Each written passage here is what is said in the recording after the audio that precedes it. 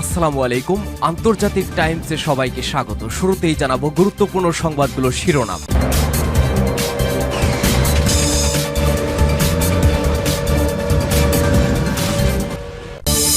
ইউক্রেনকে দনবাস ছাড়তে হবে, নয়তো শক্তি প্রয়োগ করব, বললেন পুতিন। হরমুজ প্রণালীর কাছে নৌমহড়ায় বিপুল সংখ্যক ক্ষেপণাস্ত্র উৎক্ষেপণ ইরানের। পশ্চিমবঙ্গে বাবরি মসজিদ বানাতে চাওয়া বিধায়ককে বহিষ্কার, উত্তপ্ত রাজ্য রাজনীতি।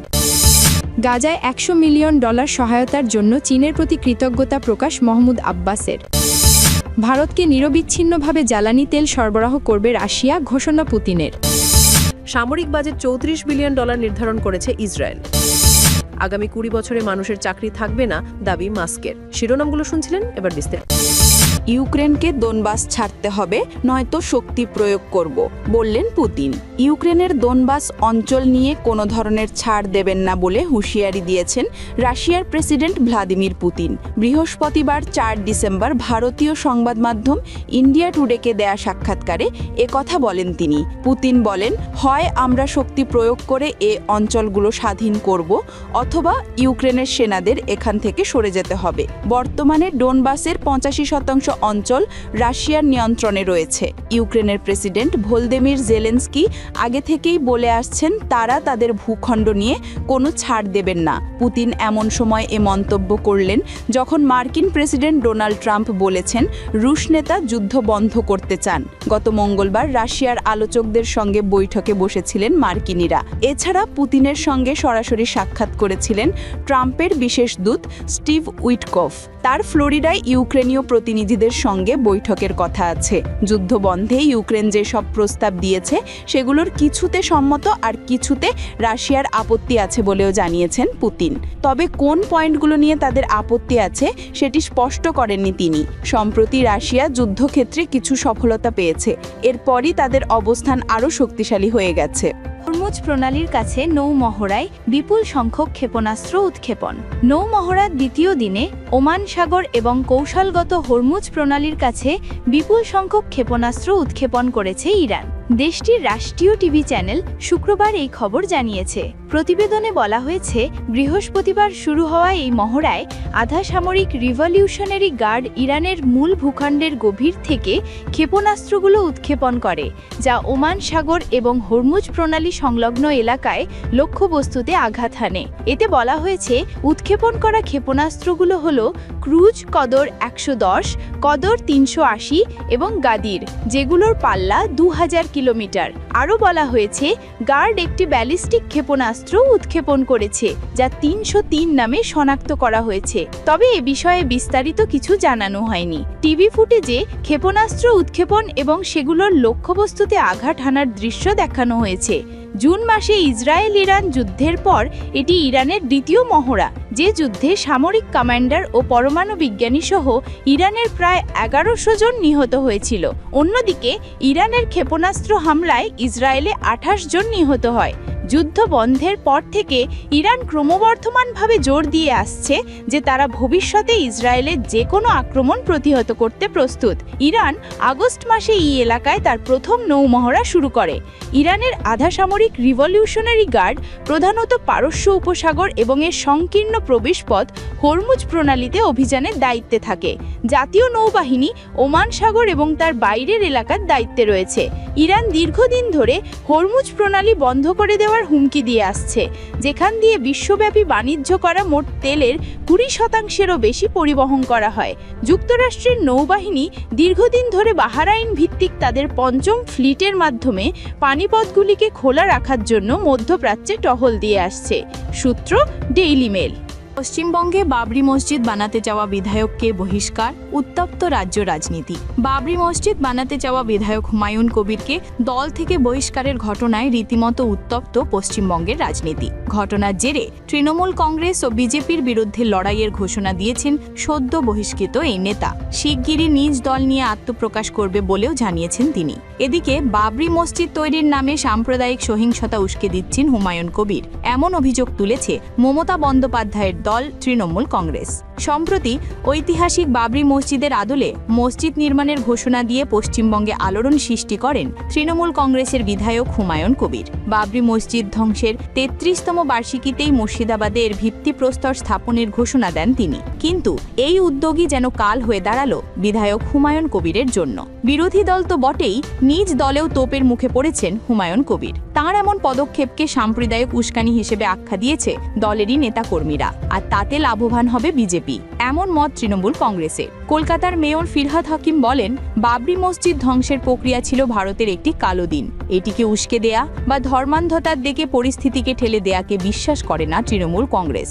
দল থেকে সাময়িক বহিষ্কারের খবরে নতুন রাজনৈতিক দল গড়ার ঘোষণা দিয়েছেন হুমায়ুন কবির। 22শে ডিসেম্বর জানা আত্মপ্রকাশ হবে।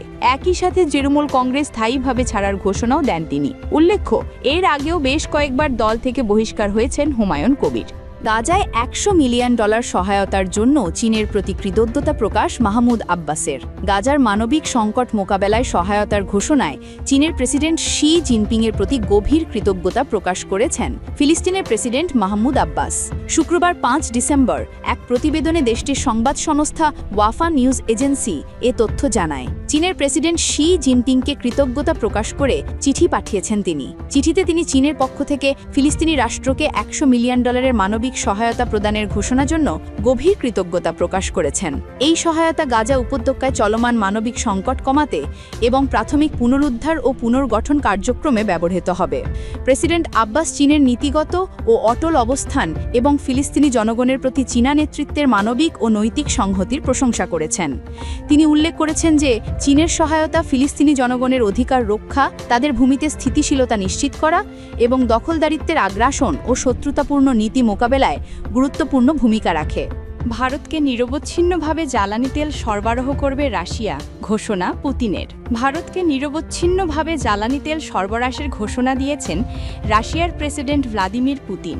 শুক্রবার 5 ডিসেম্বর নয়াদিল্লির রাষ্ট্রীয় অতিথি ভবন হায়দরাবাদ হাউসে ভারতের প্রধানমন্ত্রী নরেন্দ্র মোদীর সঙ্গে দ্বিপক্ষীয় বৈঠক শেষে যৌথ সংবাদ সম্মেলনে পুতিন এ ঘোষণা দেন। শুক্রবার 5 ডিসেম্বর এক প্রতিবেদনে ব্রিটিশ সংবাদ মাধ্যম বিবিসি নিউজ এ তথ্য জানায়। সংবাদ সম্মেলনে মোদীর সঙ্গে দ্বিপক্ষীয় বৈঠক সম্পর্কে পুতিন বলেন, আমাদের মধ্যে গঠনমূলক আলোচনা হয়েছে। বিভিন্ন প্রয়োজনে আমরা নিয়মিত ফোনে কথাও বলি। পুতিনের সফরকে কেন্দ্র করে এবার দুই দেশের বাণিজ্য ও কৃষি খাতের সম্পর্ক জোরদার করতে একাধিক চুক্তি হয়েছে। দুই দেশের বাণিজ্যে নিজেদের জাতীয় মুদ্রার ব্যবহার বাড়ায় সন্তুষ্টি প্রকাশ করেছেন প্রেসিডেন্ট পুতিন। ভারতের সবচেয়ে বড় পারমাণবিক প্রকল্প নির্মাণেও সহায়তা দেওয়ার ঘোষণা দেন পুতিন। পুতিন বলেন, তেল, গ্যাস, কয়লা এবং ভারতের জ্বালানি উন্নয়নের জন্য প্রয়োজনীয় সবকিছুর একটি নির্ভরযোগ্য সরবরাহকারী রাশিয়া। অন্যদিকে পুতিনকে আমার বন্ধু সম্বোধন করেছেন মোদী। উল্লেখ্য, পুতিন 2 দিনের সফরে গতকাল বৃহস্পতিবার 4 ডিসেম্বর স্থানীয় সময় সন্ধ্যায় ভারতের রাজধানী নয়াদিল্লিতে পৌঁছেছেন। পালাম বিমানবন্দরে নরেন্দ্র মোদী তাকে স্বাগত জানান। আজ রাত 9টার দিকে তিনি ভারত ত্যাগ করবেন বলে আশা করা হচ্ছে। সামরিক বাজেট $34 বিলিয়ন নির্ধারণ করেছে ইসরায়েল। ইসরায়েলের প্রতিরক্ষা মন্ত্রণালয় জানিয়েছে, আগামী বছরের প্রতিরক্ষা বাজেট 112 বিলিয়ন শেকেল $34.7 বিলিয়ন নির্ধারণ করা হয়েছে, যা পূর্বের বাজেট 90 বিলিয়ন শেকেলের $28 বিলিয়ন চেয়ে বেশি। দেশটির প্রতিরক্ষা মন্ত্রী ইসরায়েল ক্যাটস এবং অর্থমন্ত্রী বেজালেল স্মোট্রিচ প্রতিরক্ষা ব্যয়ের কাঠামো নিয়ে সমঝোতায় পৌঁছানোর পর এই ঘোষণা দেন। বাজেটটি আগামী বছরের মার্চের মধ্যে অনুমোদিত না হলে নতুন নির্বাচনের প্রয়োজন হতে পারে বলে জানিয়েছেন রাজনৈতিক বিশ্লেষকরা। ক্যাটস বলেছেন, এই বাজেটের পর সামরিক বাহিনী তাদের আক্রমণের ধার বাড়াতে পারবে বলে আশা করছি। এছাড়াও যে কোনো পরিস্থিতিতে রিজার্ভ ফোর্স নিয়োগ করতে পারবে। স্মোট্রিচের কার্যালয় জানিয়েছে, যুদ্ধ শুরুর আগের সময় 2023 সালের তুলনায় 2026 সালের প্রতিরক্ষা বাজেট বাড়ানো হয়েছে। গাজা যুদ্ধ এবং লেবাননে হিজবুল্লাহর উপর হামলা এবং ইরানের সঙ্গে যুদ্ধের কারণে 2024 সালে ইসরায়েলের $31 বিলিয়ন খরচ করেছে। আগামী 20 বছরে মানুষের চাকরি থাকবে না, দাবি মাস্কের। মার্কিন যুক্তরাষ্ট্রের ওয়াশিংটন ডিসিতে অনুষ্ঠিত ইউএস সৌদি ইনভেস্টমেন্ট ফোরামে ভবিষ্যৎ শ্রমবাজার নিয়ে বিস্ফোরক মন্তব্য করলেন টেসলা ও স্পেসএক্স প্রধান এলন মাস্ক। তার দাবি আগামী 10 থেকে 20 বছরের মধ্যে কাজ করা আর বাধ্যতামূলক বিষয় থাকবে না। মানুষ কাজ করবে কেবল নিজের ইচ্ছা ও আনন্দের জন্য। মাস্ক বলেন, ভবিষ্যতের অর্থনীতি পরিচালিত হবে লক্ষ লক্ষ রোবট এবং কৃত্রিম বুদ্ধিমত্তার দ্বারা। মানুষের শ্রম প্রায় অপ্রয়োজনীয় হয়ে যাবে। তিনি আরও জানান, টেসলার মোট ভবিষ্যৎ বাজার মূল্যের প্রায় 80% আসবে তাদের হিউম্যানয়েড রোবট অপটিমাস থেকে। তিনি তুলে ধরেন ইউনিভার্সাল হাই ইনকামের ধারণা। তার মতে ভবিষ্যতে অর্থবিহীন সমাজ গড়ে উঠতে পারে যেখানে মানুষ মৌলিক চাহিদা নিয়ে আর চিন্তা করবে না। তবে অনেক অর্থনীতিবিদ এই দাবিকে তাত্ত্বিক কল্পনা বলেই মনে করছেন। তারা বলছেন, প্রযুক্তির পাশাপাশি রাজনৈতিক সিদ্ধান্ত ও সম্পদ বণ্টনের ন্যায্যতাও সমান গুরুত্বপূর্ণ বিষয়। তথ্যসূত্র ইয়াহু ফিন্যান্স।